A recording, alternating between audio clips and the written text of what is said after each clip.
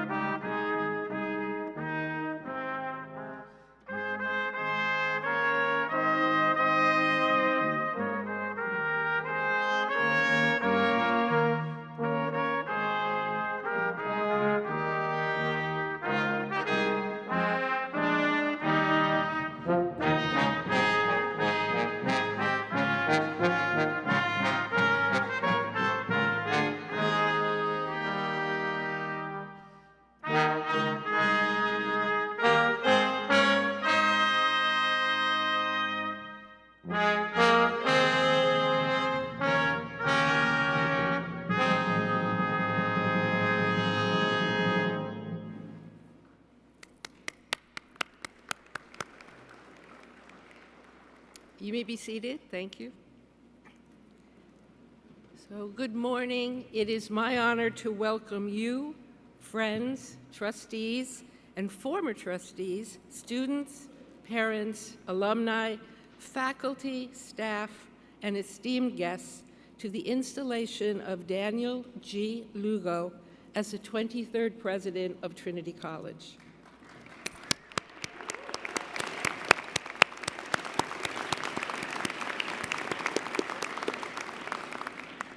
My name is Lisa Bizzaccia. I am the Trinity class of 1978 and chair of the Board of Trustees.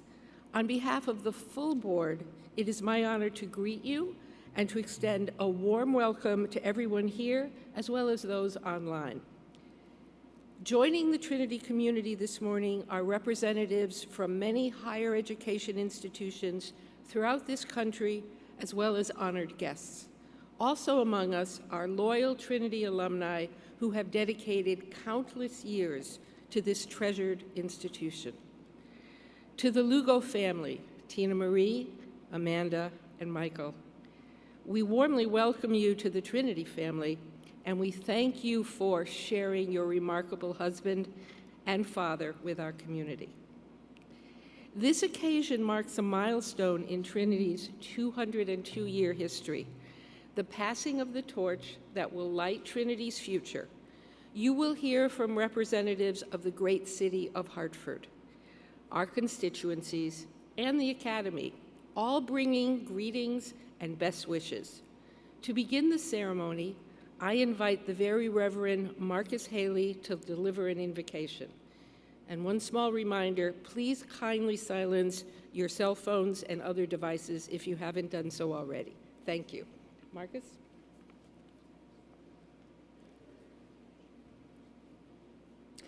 Good morning. When Trinity College's 12th president and chaplain, the Reverend Ramson Brickerhoff Ogilby, laid the cornerstone for the Trinity College Chapel in 1929, he had it inscribed with the Latin phrase, Nisi Dominus, a reference to the 127th Psalm, which begins, "Unless the Lord builds the house, they labor in vain who build it." The builders of our chapel felt that they were building more than a structure. They were contributing to and participating in something that was transcendent, that provided meaning and gravity to their work. The chapel was and remains a symbol of a liberal arts education, reminding us that education will always be more transformational than it is transactional. Our shared journey toward wisdom and truth reverberates in the world around us, leading to the renewal not only of the individual, but of the human family.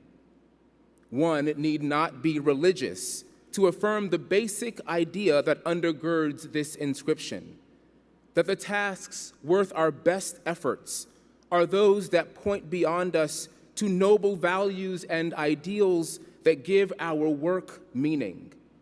Each generation has a sacred responsibility to add our labor to those who have come before us.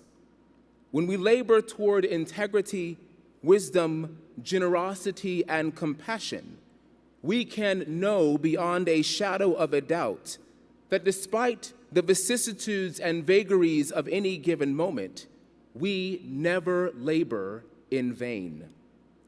And so it is in this spirit that I call our collective attention to these and other noble ideals as we welcome and celebrate Daniel G. Lugo, the 23rd president of Trinity College. May courage be present with us today as we begin Trinity College's third century in an unprecedented time of challenge and opportunity in higher education. May wisdom be present with us today as we continue our mission, not simply to inform, but to transform, not simply to instruct, but to educate. May faith be present with us today, not merely faith in sacred traditions, but faith in the rich human communities toward which these traditions point us. May hope be present with us today, encouraging us to plant seeds that will one day grow into trees under which future generations will sit. And finally, may unspeakable joy be present with us today as we welcome this new day with new challenges and new opportunities. Amin, amen, ashe, let it be.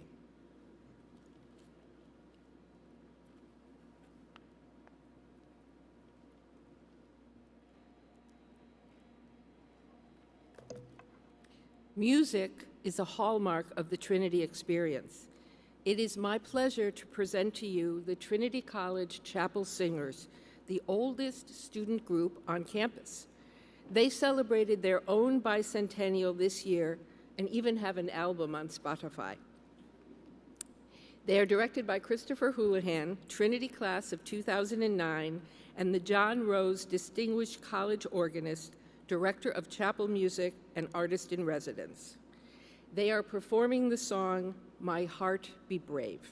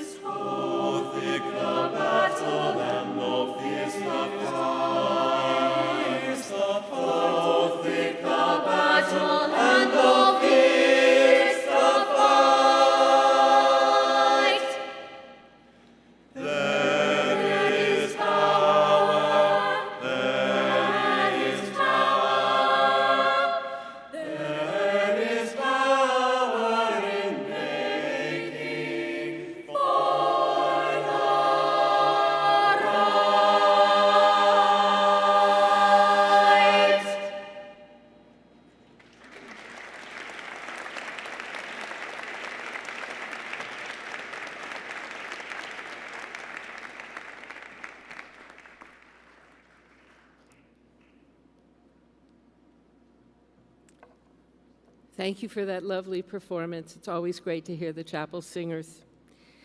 Trinity has been proud to call Connecticut and the city of Hartford its home for more than 2 centuries. Since 1823, Trinity and Hartford have shared an interconnected history together, and both pledge to continue to work together for the common good. Please join me in welcoming the mayor of the city of Hartford, the Honorable Arunan Arulampalam. Mr. Mayor.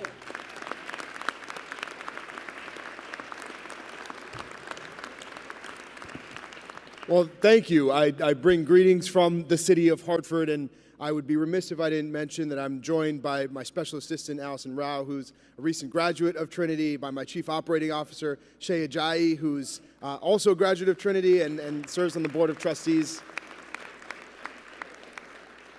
And Michael Lugo was an intern with us this summer, so I think he kind of straddles the fence as well.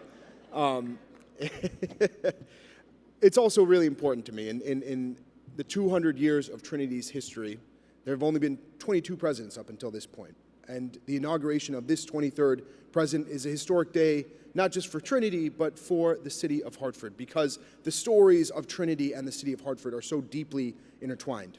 In fact, 200 years ago, it was Hartford residents and businesses that put up the seed money for the creation of Trinity. And 50 years after that, it was created in our downtown.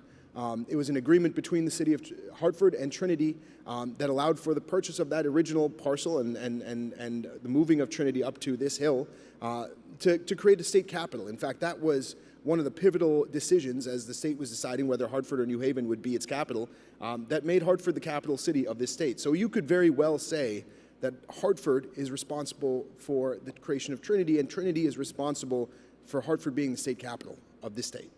That is an incredible history of coexistence and mutual benefit. But as this beautiful campus was built, it was built up on this hill. And you can see very intentionally from the design, it was built to look out over the city of Hartford so that there's always a deep connection there. In fact, many of you know, am a resident of this neighborhood and lived on Vernon Street for many years, and would walk my dog across that hill by the long walk and look out over one of the best views, I think, of our skyline.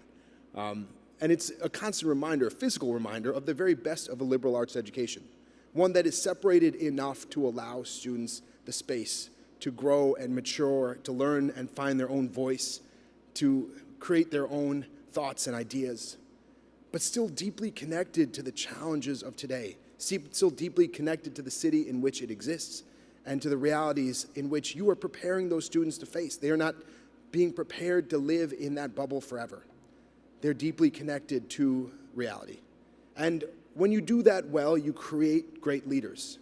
And the very best of those leaders are ones who are able to re-enter that reality and still have the space to think differently, to think creatively, to be unique, and to bring that uniqueness into the world around them to solve the greatest challenges that we face.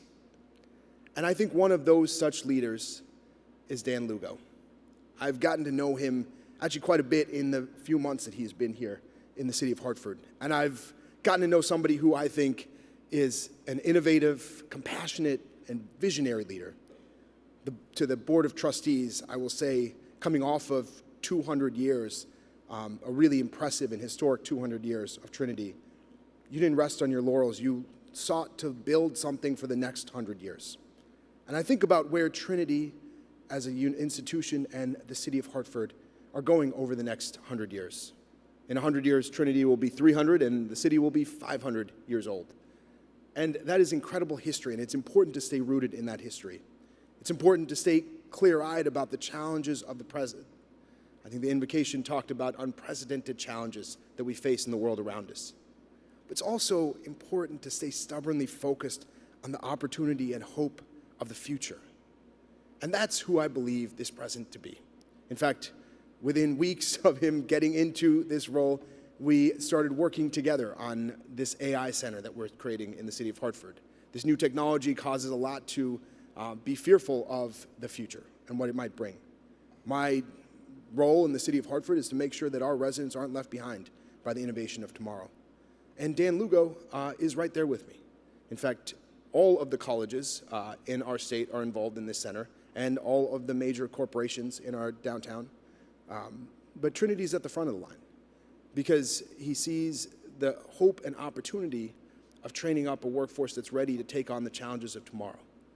Great leaders lean into challenge because they see opportunity in the midst of that challenge. And for the 100 years ahead, I'm so hopeful for where this institution is going and what we can achieve together.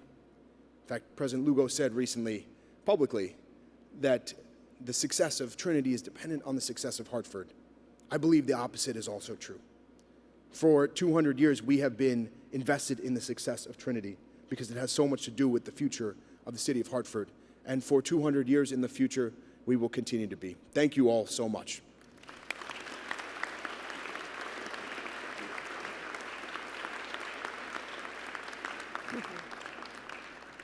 Thank you, Mr. Mayor. Trinity College's purpose is to provide a quality education for every student that it serves, all thanks to an outstanding faculty, a talented and learned group of teachers, researchers, artists, scientists, authors, and mentors who pride themselves on working at the highest level of scholarship. It is my pleasure to introduce to you the Faculty Secretary, Garth A. Myers, the Paul E. Rather Distinguished Professor of Urban International Studies and Director of the Center for Urban and Global Studies. Garth brings greetings on behalf of the faculty of Trinity College.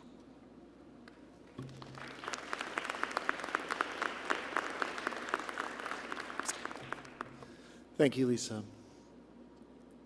I'd like to welcome our honored guests and community members. I'm Garth Myers. I have the privilege to serve as the Faculty Secretary at Trinity. On behalf of our distinguished faculty, I extend our deepest congratulations to you, President Lugo, and the warmest welcome to the Lugo family on this historic day. We gather in the spirit of hope and optimism.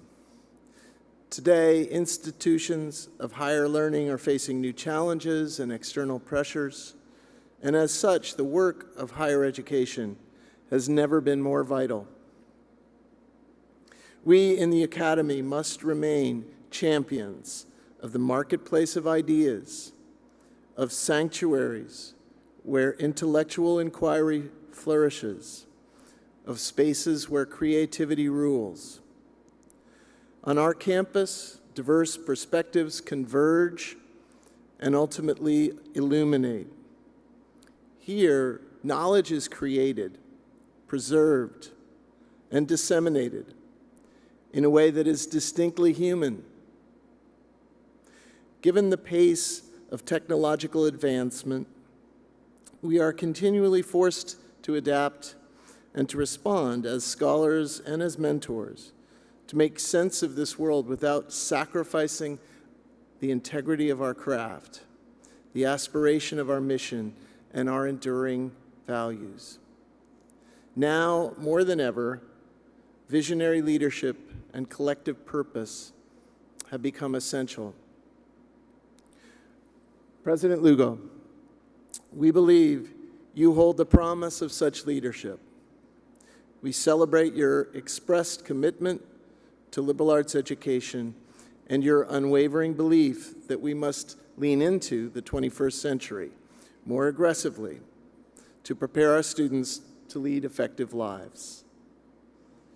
We join you in your enthusiasm for our partnership with the City of Hartford, because we too are invested in the prosperity and vitality of our home. We commend you for dedicating your career to leading liberal arts colleges across the breadth of our disciplines, from the humanities to the sciences. We require a champion of the academy and a believer in the impact of our work.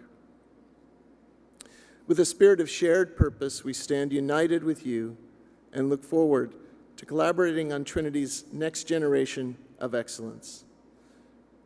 Congratulations and the warmest welcome to you, President Lugo.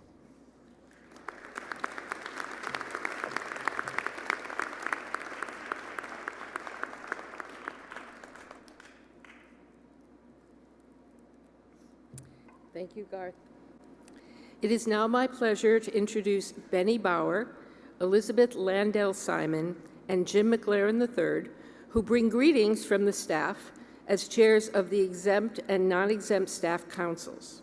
Benny is a digital media librarian. Elizabeth is an administrative assistant in environmental science, physics, and philosophy. And Jim is a chemistry technician and assistant chemical hygiene officer.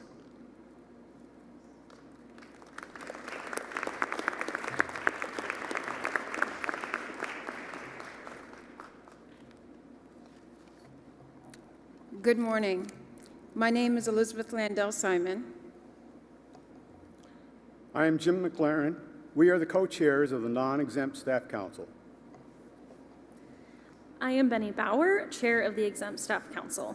On behalf of the staff of Trinity College, we are honored and excited to welcome President Dan Lugo and family to this community. We are representatives of the many dedicated staff members who help make this college a truly special place. First, we'd like to thank everyone in attendance, students, faculty, staff, alumni, and distinguished guests, for being here to witness this meaningful moment. A special thank you to our previous and prior presidents who are with us today. Your leadership and legacy continue to shape who we are. As members of the NESC, we speak on behalf of the dedicated staff who are often working behind the scenes, keeping things running smoothly, supporting our students, faculty members, and departments, and contributing every day to the vibrant life of this wonderful and amazing institution. Their commitment, reliability, and care are what keep our campus not just running, but thriving. Our beautiful campus is a community, and President Lugo, we are excited to welcome you and your family into this community. We welcome you with great optimism, open hearts, and minds. Our non-exempt staff council members are eager and look forward to working alongside you and the administration in supporting your vision as we move forward together. The staff stands ready not only to do the work, but to help shape the future of our college with continued purpose and pride. On behalf of the exempt staff, we too are eager to work with you, President Lugo.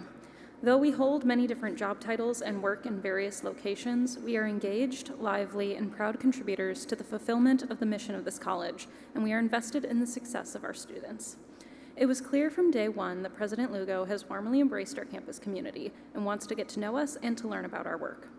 The success of this college depends on us all and on our commitment to excellence, and we are ready to excel together. Thank you, and again, on behalf of the staff, congratulations on this proud day, President Lugo.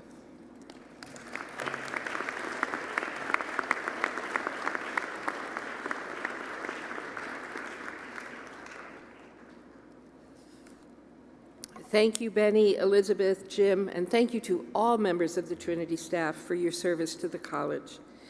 Now it is my pleasure to introduce Scott Lesney, class of 1980, who brings greetings on behalf of the Trinity College Alumni Association. Scott represents our 30,000 Trinity alumni throughout the world. He currently serves as the Senior Counsel at Crowell & Mooring, LLC in Washington, D.C.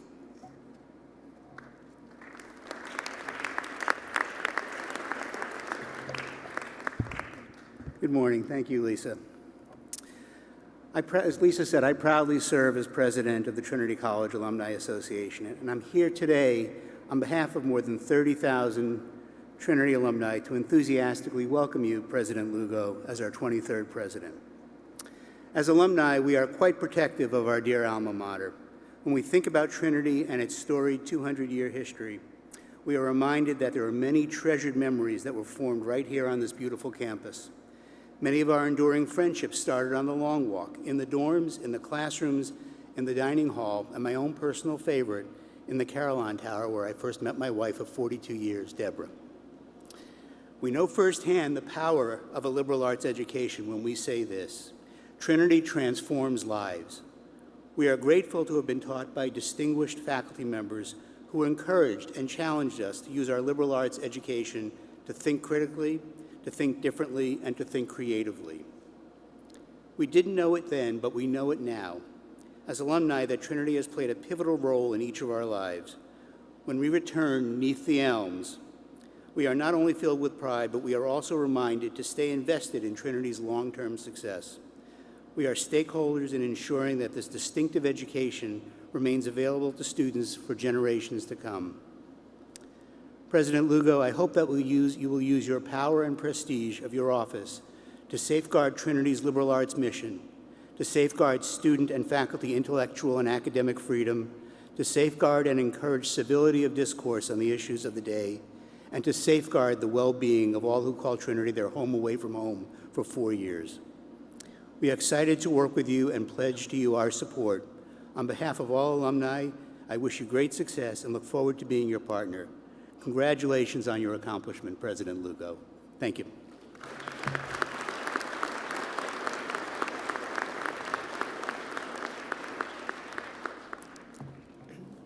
I am delighted to welcome Ben and Julie Fawcett to bring greetings on behalf of the parents of students of Trinity College. Their sons, Benjamin and Harrison, are members of the class of 2028 and the class of 2029. Ben and Julie are chairs of the Trinity College Parent Leadership Council. The parents of our students are a very special part of the Trinity community. They entrust their children to us and provide support and encouragement as their children grow and thrive at the college. Please welcome Ben and Julie Fawcett.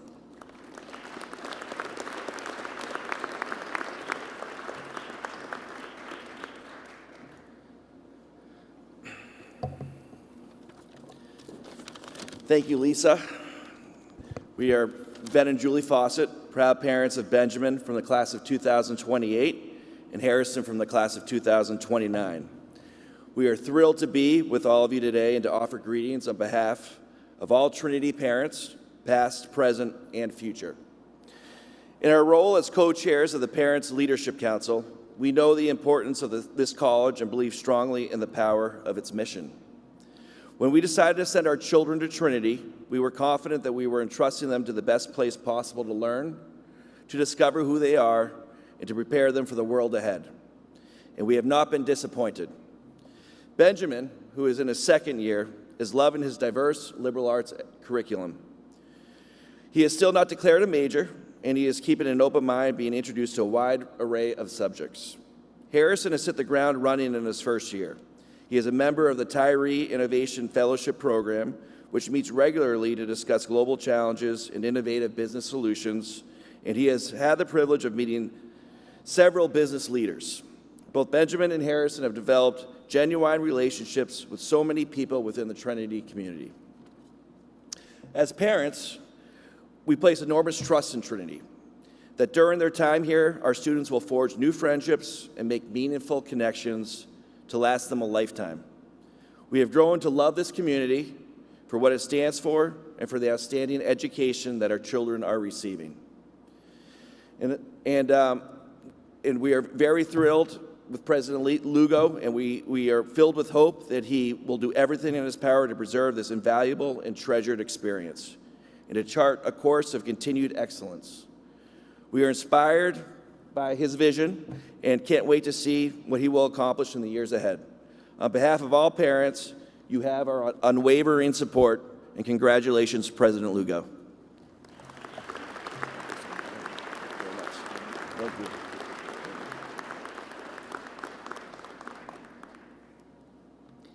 Thank you, Ben and Julie. At Trinity, we are very proud of all of our students. All are accomplished in their own way, pursuing academic endeavors passionately for their intellectual, social, and personal growth. One such student is Manuela Rodés, class of 2026. A senior majoring in mathematics and economics, Manuela still finds time to serve as president of the Student Government Association and to represent the student body. Please join me in warmly welcoming Manuela Rodés.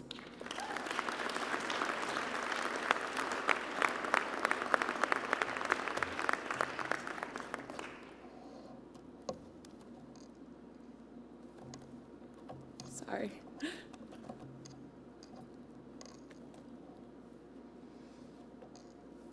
Members of the Trinity community, families, and honored guests, good morning. My name is Manuela Rodés, class of 2026, and I have the privilege of serving as the president of the Student Government Association. It is an honor to bring greetings on behalf of the student body as we celebrate this important occasion, the inauguration of President Lugo. As students, we look for a leader who sees us not only as individuals pursuing degrees, but as members of a community where every voice matters. We hope for a president who will listen closely, engage honestly, and stand with us in both moments of challenge and moments of celebration. What excites us most about President Lugo is his vision for a Trinity that is not only academically excellent, but also inclusive, innovative, and deeply connected to the world around us. We welcome a leader who understands the importance of dialogue, of creating space for different perspectives, and of building bridges between the classroom and the larger community. President Lugo, students are ready to work alongside you and to shape the future of Trinity ahead. We are eager to contribute our energy, our ideas, and our determination to make this college stronger for generations to come. On behalf of the student body, congratulations on your inauguration. We look forward to walking with you as you begin this new chapter of leadership at Trinity.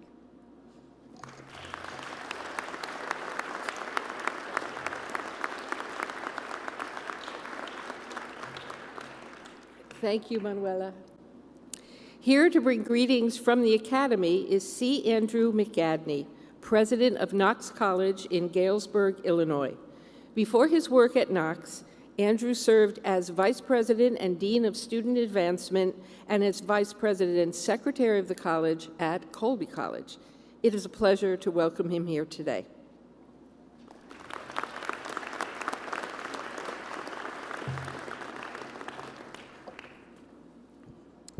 Thank you, Lisa, and good morning to the entire Trinity College community. I am humbled to stand before you today representing our nation's institutions of higher education to celebrate a historic moment where we will soon formally inaugurate Trinity College's 23rd president, my former colleague and fellow higher education leader, Daniel G. Lugo. When Dan asked me to say a few words, I jumped at the opportunity. You see, Connecticut is my home. I was born here in Hartford, raised and educated in Bloomfield, Connecticut, a graduate of Bloomfield High School and an undergraduate alumnus of Wesleyan University. I hear some hisses, oh my gosh.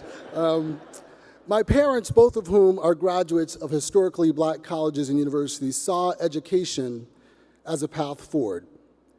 My mother served as a first-grade teacher for over 30 years in Hartford, initially at the Franco Jones Elementary School and retired from Martin Luther King Jr. Elementary School. I am a believer in the power and importance of education. My children attended the Montessori Magnet School, part of the Learning Corridor across the street from Trinity College, And my wife and I are so excited about the continued partnership between Trinity and the city of Hartford. The incredible work of teachers and families that attend and support the Hartford Magnet Trinity College Academy should also be acknowledged and celebrated. The partnership between a historic college and a noteworthy city is a model for other colleges and universities across our great country to emulate. This moment is also especially meaningful to me because American higher education is experiencing an unprecedented moment in history.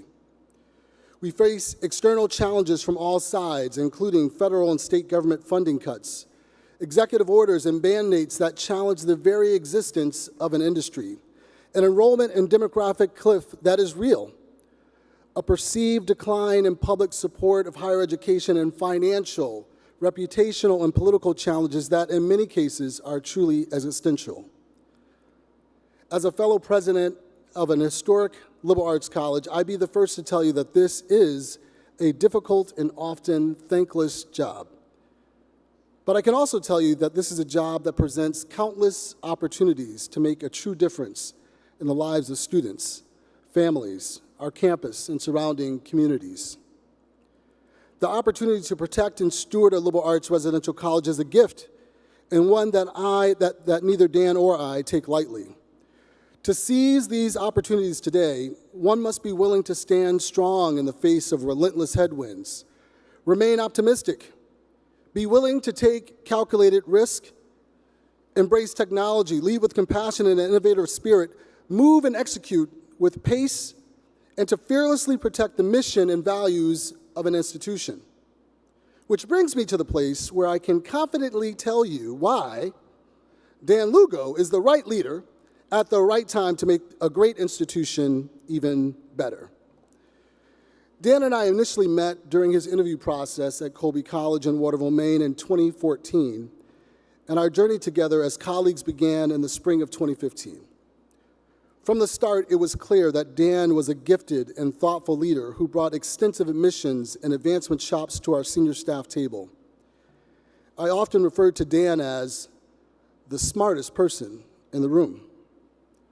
His soft-spoken delivery, well-timed sense of humor, and frequent quotable and impactful comments made him a go-to colleague for advice, strategic partnerships, and ultimately to be trusted and relied upon to deliver ambitious and bold goals for the college, including the launch of Colby's $750 million Dare Northward comprehensive campaign effort.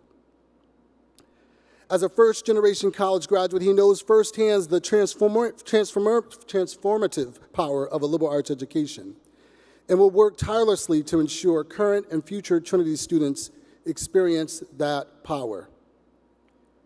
He is a developer of talent, a passionate and compassionate leader that builds and encourages teams to pursue excellence at every turn.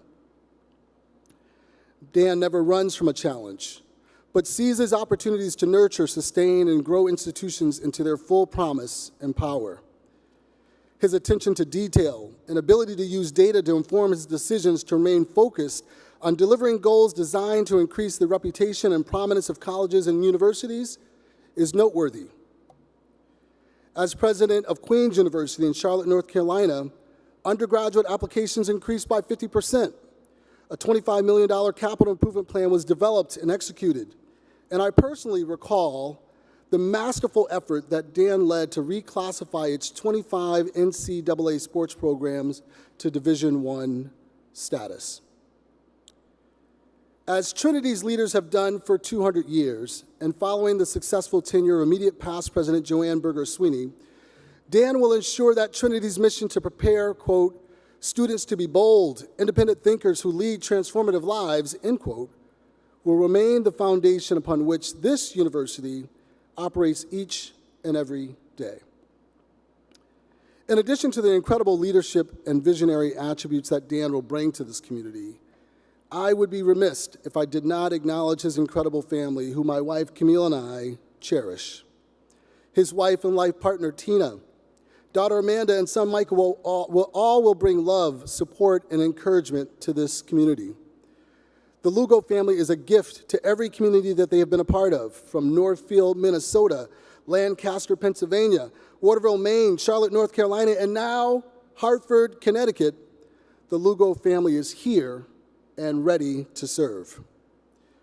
On behalf of colleges and universities around the country, I offer heartfelt congratulations to Trinity College for choosing Daniel G. Lugo as its 23rd president. With his determined leadership and fierce commitment to the values of a liberal arts education, I am confident that President Lugo will, in his own words, quote, garner Trinity all the resources, accolades, and success it deserves, end quote. Trinity College community, you are in great hands, and thank you for allowing me a moment to welcome and congratulate my good friend, Dan Lugo.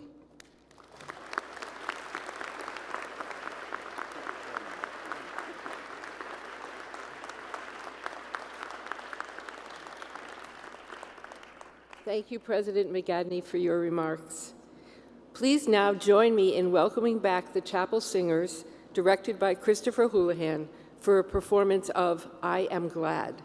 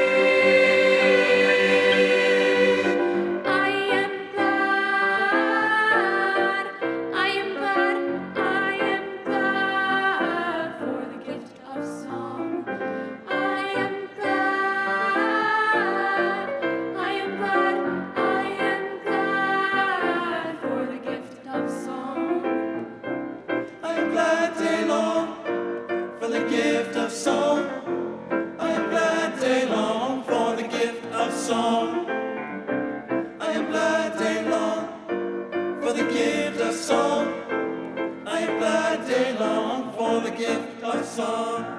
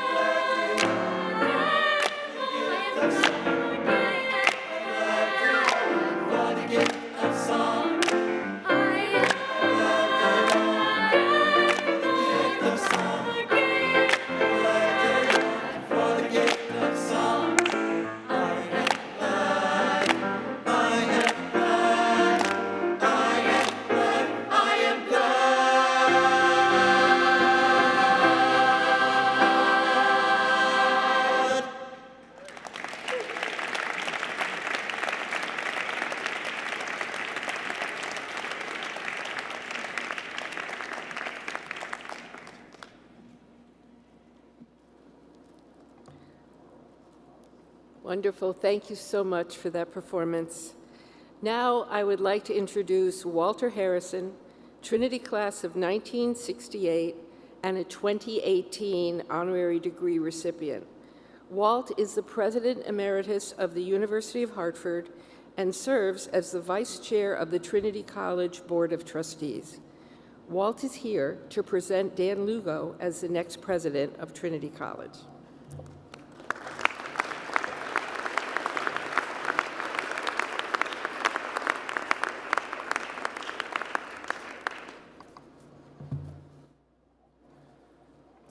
Madam Chair, I am proud to say a few words of introduction about Dan Lugo on behalf of my colleagues who served on the search committee which recommended him to the Board of Trustees. Our committee was composed of 12 people, made up of trustees, faculty members, administrators, and a student. All of us approached this task as one of the most important services we could provide to Trinity, spending hundreds of hours in the process, which happily concluded in Dan being elected by our fellow trustees as president. I need to begin with this. Dan, you know how to make a first impression. From a list of approximately 160 candidates, our committee selected 8 to interview in person.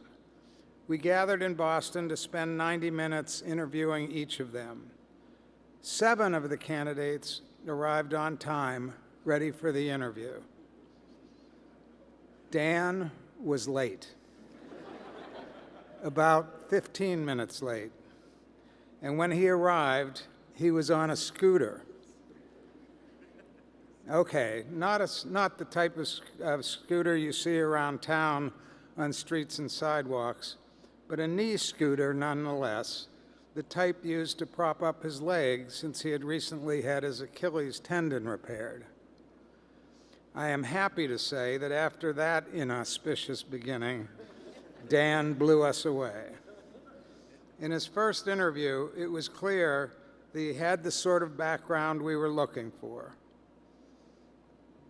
Someone deeply devoted to the liberal arts, someone who had spent his undergraduate career and most of his professional career at liberal arts institutions with whom Trinity compares itself: Carleton College, Franklin and Marshall College, and Colby College. He had risen rapidly through the administrative ranks, from Associate Director of Admissions to Dean of Admissions to Vice President for both admissions and advancement. And he was then the sitting president of Queen's University of Charlotte, so he had proven himself as a dynamic and accomplished leader. In his second and longer interview, I'm pleased to say that Dan arrived on time and on both legs.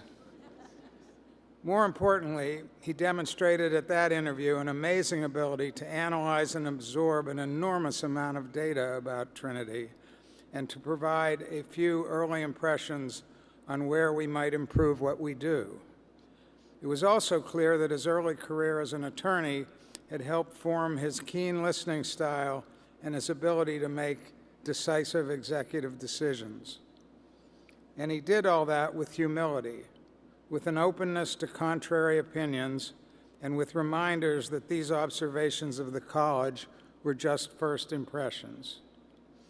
We believe, after interviewing him and many people who had worked with him in various roles, that Dan is, as you heard before, the right person for the leadership of Trinity. Devoted to liberal learning, admired by his faculty and staff colleagues at his previous institutions, experienced in understanding and excelling in two critically important functional areas for any college, that is, admissions and advancement, and a proven presidential leader with a record of accomplishment and success, Dan Lugo is indeed the right leader at the right time. And while we did not officially interview Tina Marie, we have come to realize that she will join Dan as someone who loves the college's mission and shares a keen interest in Trinity's place in the Hartford community. It is my privilege and pleasure to present Daniel G. Lugo to you for inauguration as the 23rd president of Trinity College.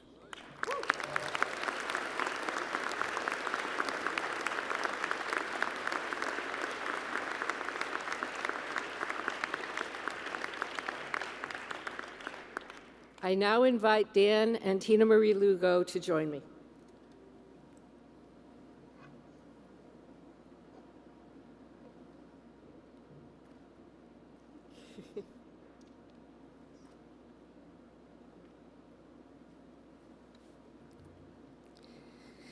Daniel G. Lugo, you have been selected by unanimous vote of the trustees of Trinity College, and I, as the chair, declare that you are appointed president of Trinity College. As evidence of your authority, I now put into your charge the traditional symbols of that office.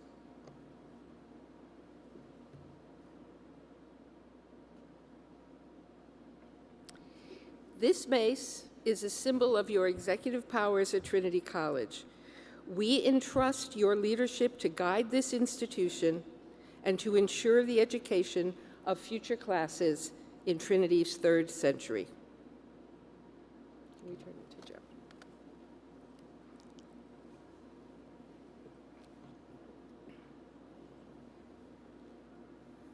Thank you, Manuela. This key signifies that the physical properties of the institution are in your care. We entrust you with the responsibility of preserving the beauty and well-being of our campus for our students to thrive.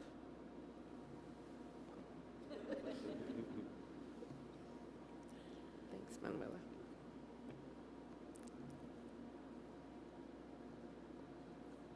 Thank you. This precious book has been touched by each graduating senior on commencement day since the time of our first president, Bishop Thomas Church Brownell. It is a symbol of knowledge committed to the care of the faculty. This book, dear to every student who has graduated from Trinity College, represents your responsibility to uphold the educational mission of Trinity College.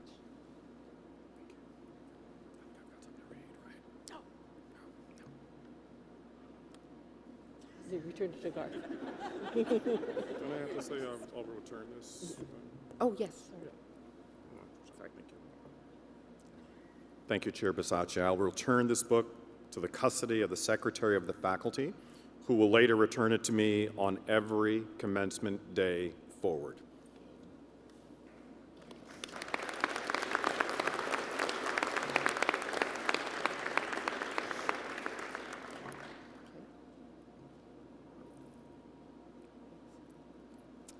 This collar, which we now place on your shoulders, will be worn on ceremonial occasions as a visible symbol of the President's high office and authority.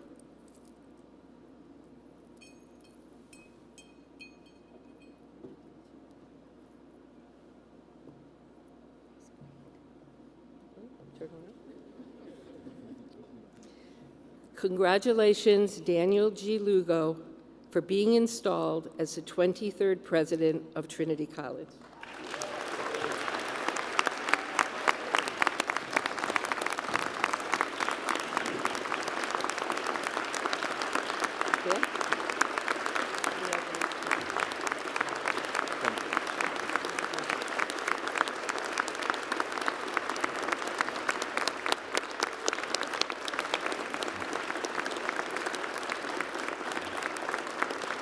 Thank you.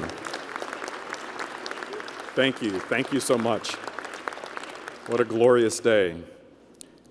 And thank you, Walt, for that wonderful and yet still somewhat painful in so many ways and funny, but most of all, very humbling introduction. Thank you, Walt.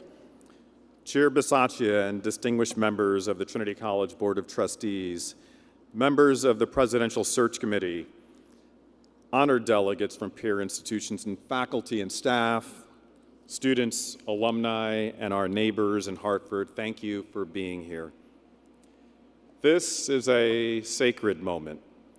Here in the home of our national champion Bantams on this glorious campus that proudly sits on the National Register of Historic Places, amid our halls and arches, neath the elms, we gather not just to celebrate a leadership change, but to renew our shared belief in Trinity's enduring mission. I stand before you not to claim authority, but to invite partnership, to walk together toward a future worthy of our history. To my mentors, friends, and colleagues, your belief in me has been both a gift and a duty. To my family, to Tina, my wife and true north, and to our children, Amanda and Michael, your love, your patience, your laughter, and your courage sustain me. You make every ambition and every dream possible and worth pursuing. Let me begin by honoring my predecessor, Joanne Berger Sweeney. For 11 remarkable years, she led Trinity through global upheaval, institutional renewal, and civic partnership. Under her leadership, the college expanded financial aid, launched the bold Trinity Plus curriculum, strengthened Trinity's commitment to equity and inclusion, and deepened our bonds with Hartford. Joanne's presidency was not mere stewardship, it was transformation. She leaves a stronger endowment, a more diverse community, and a revitalized sense of purpose. Joanne, thank you. Thank you for your vision and your steady grace.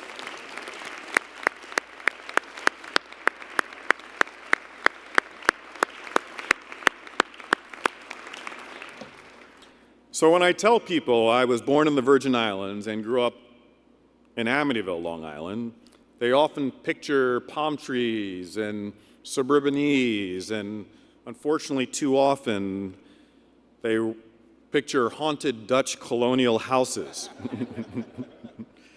But the real narrative is much simpler. Two working-class parents who believed that education could change everything. My mother was raised in her childhood in the Virgin Islands without electricity and central plumbing. But in her steady and nurturing brilliance, she taught me that curiosity was a kind of light, and learning was how we carried that light forward. So standing here today as the 23rd president of Trinity College is an almost unimaginable gift. It is also a reminder that education is not just a ladder, but a bridge between where we begin and the full measure of who we might become. I fell in love with Trinity because it embodies academic excellence, grounded in humility, with a commitment to rigor, guided by purpose. Our faculty embody the ideal of the teacher-scholar, mentoring and guiding our students on a rigorous journey of discovery while prolifically generating scholarship that illuminates and extends the boundaries of their respective fields. Consider Professor Tim Curran, whose research in chemistry and decades of mentorship have shaped generations of scientists. Or Assistant Professor Dang Du in political science, whose voter captain projects connects Trinity students with Hartford neighborhoods to strengthen democracy at the local level. Or Associate Professor Amber Pitt, a global expert on endangered species whose work in environmental conservation is recognized worldwide. Our faculty are authors of New York Times bestsellers and even current finalists for the National Book Award.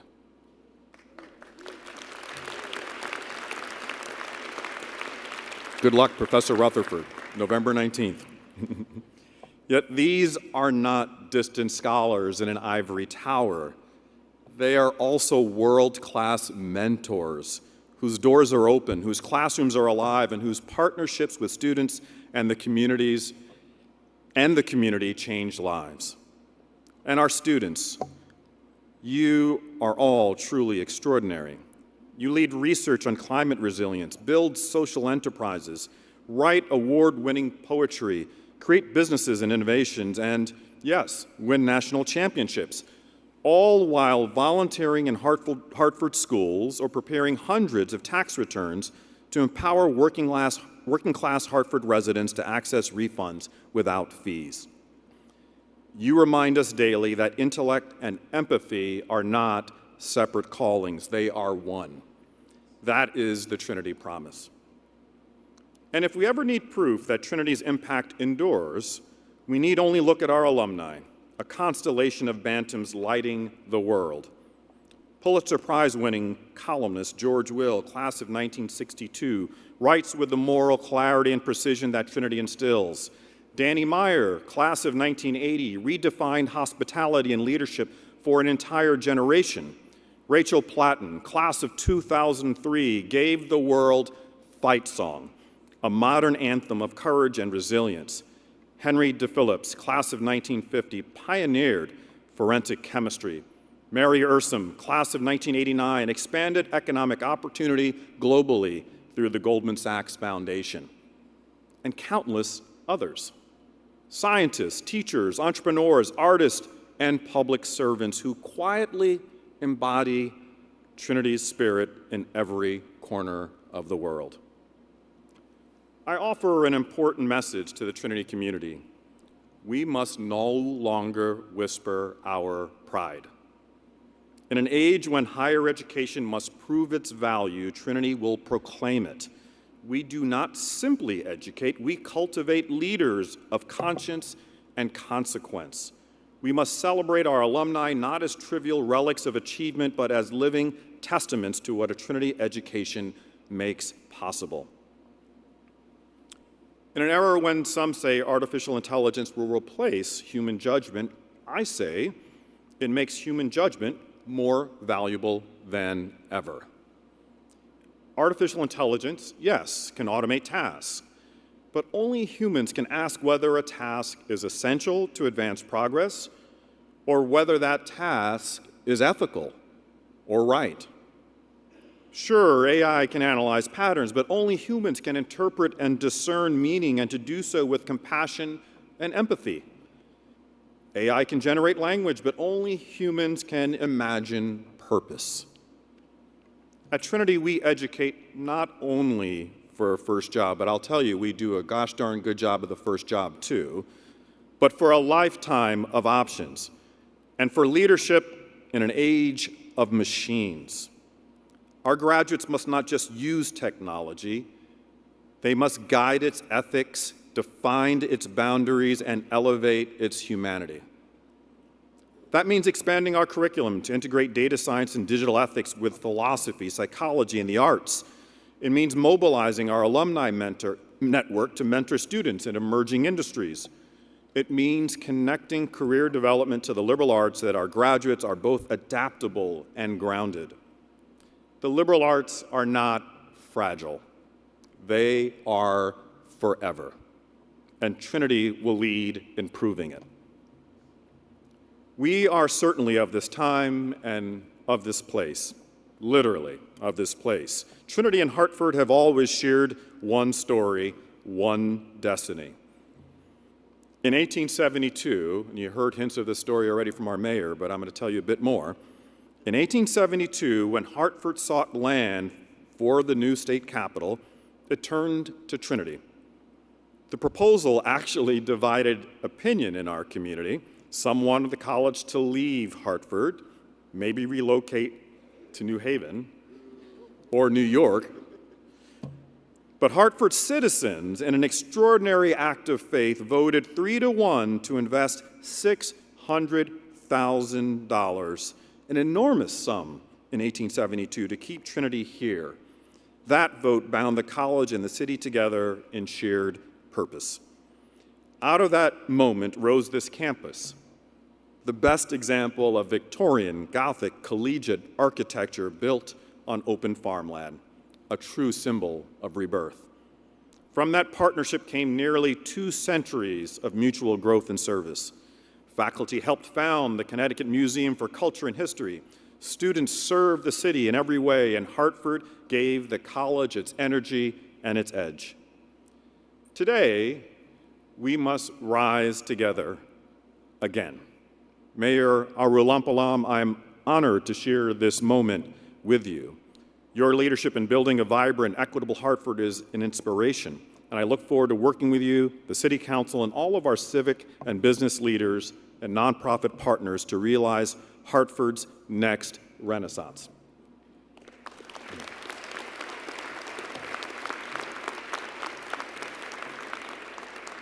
There is no fence high enough to separate Trinity from Hartford, and no reason we should ever need one that could. Hartford is not our backdrop, it is our partner. When Hartford rises, Trinity soars.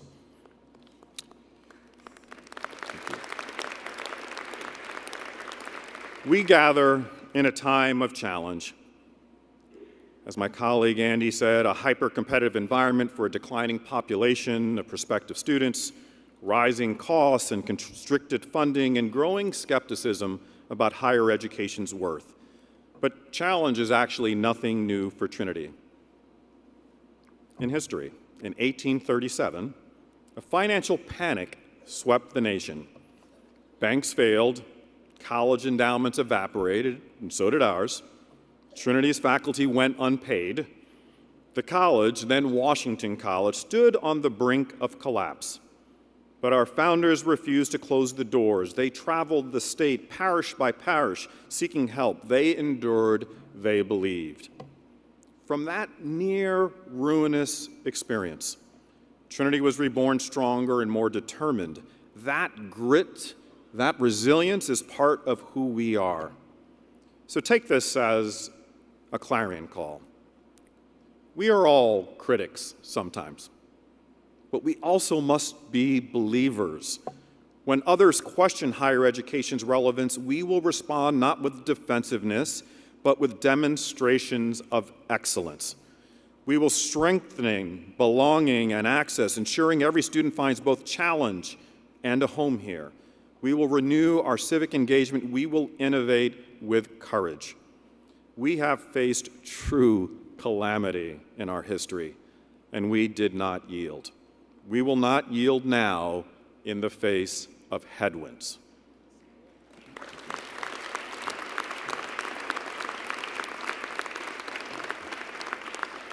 All of this leads to one conviction. To ensure we move forward, we must be focused and in alignment about our common purpose. We must move as one Trinity, united. Now is the time for everyone who loves this college, students, faculty, staff, alumni, parents, and neighbors, to unite behind its mission. Regardless of our politics, our profession, or our background, we share one truth: faith in Trinity's power to transform lives. In a time when outrage often replaces dialogue, Trinity will stand for academic freedom and civil discourse. We will model the conversation our democracy needs, not by avoiding disagreement, but by engaging with it with mutual respect and with reason. The next decade will be one of great disruption in higher education. Unfortunately, many colleges and universities will falter, while a few will lead. Our unity, our shared purpose will determine which we become. If we unite, if we lead, if we love Trinity more than we fear change, we will not simply endure. Together, we will define the next century of liberal arts excellence. In closing, it is with a spirit of gratitude that I look to our future, and that I invite you to do the same. but the believers who forge the path for Trinity to achieve, be the believers who forge the path for Trinity to achieve its fullest potential. To our students, dream audaciously. To our faculty and staff, teach boldly, serve selflessly. To our alumni, stay near. Your college needs your wisdom, your support, and your pride. To our partners in Hartford, let us rise together. And to all who believe in Trinity's promise, hear me clearly. The time is now, the work is ours, and the future is bright. Thank you, and as we say here in Hartford, go Bantams.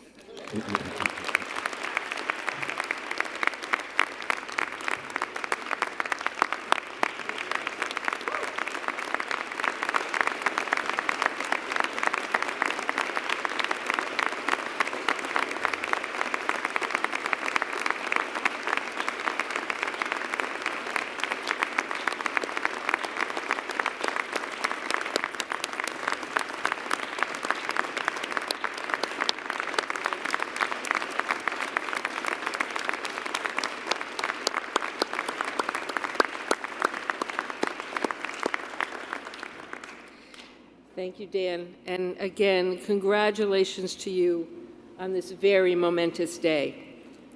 I now ask that all of us stand for the benediction,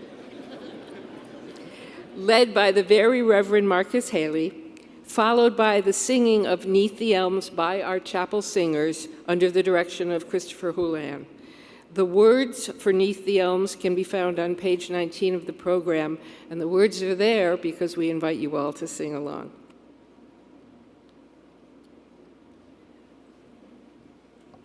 President Lugo, Mrs. Lugo, and the Lugo family, again, congratulations. As we close this gathering, I am charged with sending us off with a benediction. The word benediction literally means good words, and in a religious gathering would take the form of a blessing from a member of the clergy.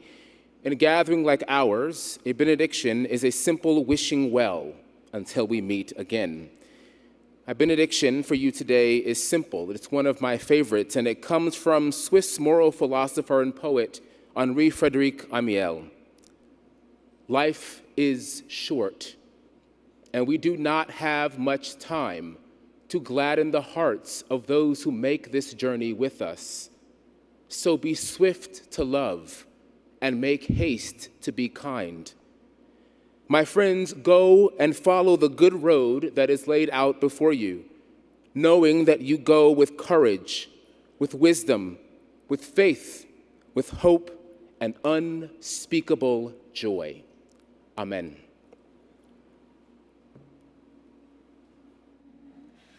Neath the elms of our old Trinity, neath the elms of our dear old Trinity,